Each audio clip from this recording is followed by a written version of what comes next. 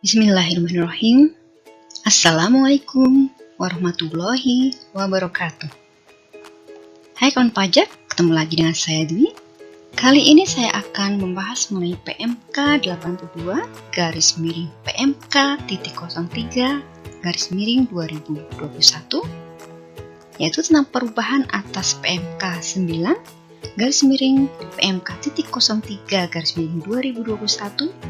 tentang insentif pajak untuk wajib pajak terdampak pandemi COVID-19.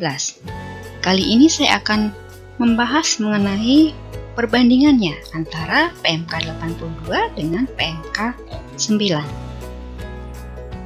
Baik, sebelumnya kita lihat untuk pokok perubahan. Jadi secara umum, ketentuan dan tata cara masing-masing insentif tetap sesuai dengan PMK 9-PMK.03/2021. Perubahan yang diatur antara lain perpanjangan jangka waktu pemberian insentif, yaitu sampai dengan Desember 2021. Kemudian untuk kriteria penerima perpanjangan insentif, ada terdapat penyesuaian KLU, kemudian untuk wajib pajak PP23, kemudian untuk wajib pajak P3, TGAI, dan tidak termasuk UWP, KIT, dan KB. Kemudian untuk tambahan ketentuan peralihan, yaitu ketentuan pemberi kerja dan atau wajib pajak yang akan memanfaatkan fasilitas harus menyampaikan kembali pemberitahuan atau permohonan. Kemudian ketentuan jangka waktu pemberitahuan untuk memanfaatkan insentif PPh pasal 21 DTP atau ditanggung pemerintah dan pengurangan angsuran PPh pasal 25 untuk masa pajak Juli 2021 paling lambat tanggal 15 Agustus 2021. Kemudian yang terakhir adalah relaksasi penyampaian pembetulan laporan realisasi. Nah, selanjutnya mari kita lihat perbandingan antara PMK 82 dengan PMK 9. Baik, mari kita lihat satu persatu. Yang pertama, untuk PPh pasal 21 ditanggung pemerintah atau DTP. Itu untuk karyawan ber-NPWP dan penghasilan bruto bersifat tetap dan teratur yang disetahunkan tidak lebih dari 200 juta rupiah.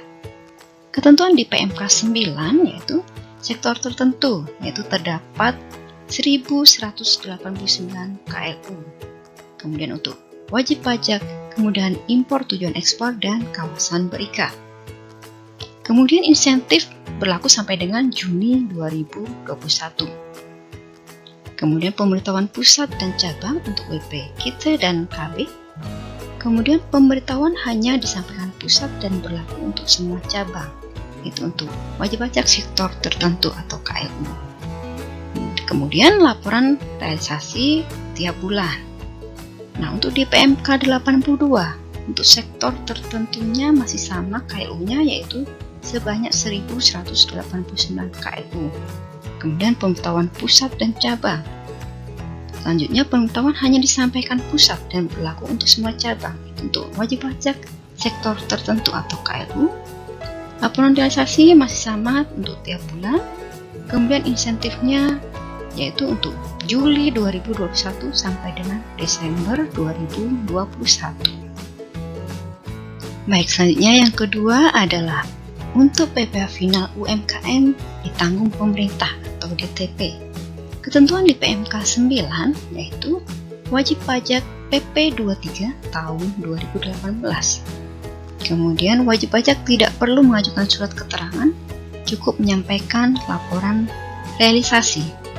Namun kami lebih menyarankan kawan pajak tetap mengajukan surat keterangan karena bisa jadi nanti lawan transaksi kawan pajak memerlukannya, membutuhkannya, seperti itu. Kemudian laporan realisasi tiap bulan paling lambat tanggal 20 bulan berikutnya. Kemudian untuk wajib pajak PP23 yang tidak lapor realisasi tepat waktu, maka tidak dapat memanfaatkan insentif. Kemudian insentif berlaku sampai dengan Juni 2021. Sementara untuk ketentuan di PMK 82 2021 masih sama. Untuk wajib pajaknya adalah wajib pajak PP 23 tahun 2018. Kemudian masih sama juga ketentuannya adalah wajib pajak tidak perlu mengajukan surat keterangan, cukup menyampaikan laporan realisasi. Namun kami juga menyarankan juga wajib pajak silakan mengajukan surat keterangan. Itu untuk apabila wajib pajak berhubungan dengan lawan transaksinya. Jadi agar tidak dipotong atau dipungut oleh lawan transaksinya. Seperti itu. Kemudian untuk laporan realisasi masih sama juga, tiap bulan paling lambat tanggal 20 bulan berikutnya. Kemudian ketentuan selanjutnya masih sama juga, yaitu bahwa apabila wajib pajak PP 23 tidak lapor realisasi tepat waktu, maka dianggap tidak dapat memanfaatkan insentif ini. Yang berbeda adalah insentif ini diperpanjang sampai dengan Desember 2021. Selanjutnya untuk yang ketiga yaitu PP final ditanggung pemerintah pada sektor padat karya tertentu.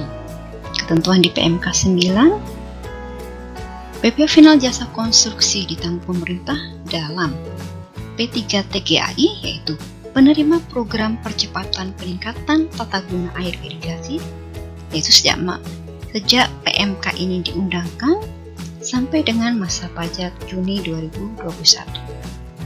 Kemudian melakukan pelaporan realisasi tiap bulan. Pemotongan tidak lapor realisasi tepat waktu, maka tidak dapat memanfaatkan insentif ini. Kemudian untuk ketentuan di PMK 82 masih sama untuk PPh final jasa konstruksi ditanggung pemerintah bagi wajib pajak P3 TGAI, yaitu wajib pajak penerima program percepatan peningkatan tata guna air irigasi. Laporan realisasi tiap bulan itu juga masih sama. Kemudian untuk pemotongan tidak lapor realisasi tepat waktu, maka sama juga tidak dapat memanfaatkan insentif ini. Yang terakhir adalah insentif diperpanjang sampai dengan Desember 2021. Selanjutnya yang keempat, yaitu pembebasan dari pemungutan PPh pasal 22 impor. Ketentuan di PMK 9 itu sektor tertentu, yaitu untuk 730 KLU. Kemudian untuk wajib pajak KT dan KB, kemudian impor tujuan ekspor dan kawasan berikat. Kemudian insentif ini berlaku sampai dengan 30 Juni 2021. Sementara untuk ketentuan di PMK 82, sektor tertentunya berkurang menjadi hanya sebanyak 132 KLU. Kemudian insentif Juli 2021 sampai dengan Desember 2021 sejak surat keterangan bebas diterbitkan.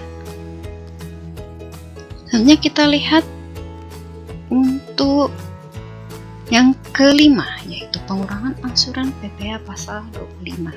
Ketentuan di PMK 9, pengurangan angsuran PPh pasal 25 adalah sebesar 50%. Kemudian berlaku untuk sektor tertentu sebanyak 1018 KLU, wajib pajak KT dan KB. Kemudian insentif sampai dengan Juni 2021 sejak masa pajak pengetahuan disampaikan atau masa pajak SPT tahunan 2020 disampaikan, itu dalam hal tertentu. Kemudian untuk ketentuan di PMK 82, yaitu untuk pengurangan angsuran PPh pasal 25 masih sama sebesar 50%. Untuk sektor tertentunya menjadi 216 KLU. Kemudian insentif Juli 2021 sampai dengan Desember 2021 sejak masa pajak pengetahuan disampaikan. Baik, selanjutnya yang terakhir, yang nomor 6, yaitu untuk pengembalian pendahuluan PPN.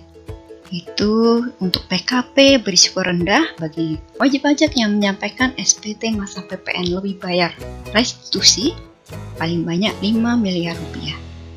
Untuk di PMK 9, terdapat 725 KLU untuk sektor tertentunya. Kemudian wajib pajak KT dan KB, kemudian insentif berlaku sampai dengan Juni 2021. Sementara untuk ketentuan di PMK 82, sektor tertentunya menjadi sebanyak 132 KLU. Kemudian insentif berlaku Juli 2021 sampai dengan Desember 2021. Seperti itu ya kawan pajak.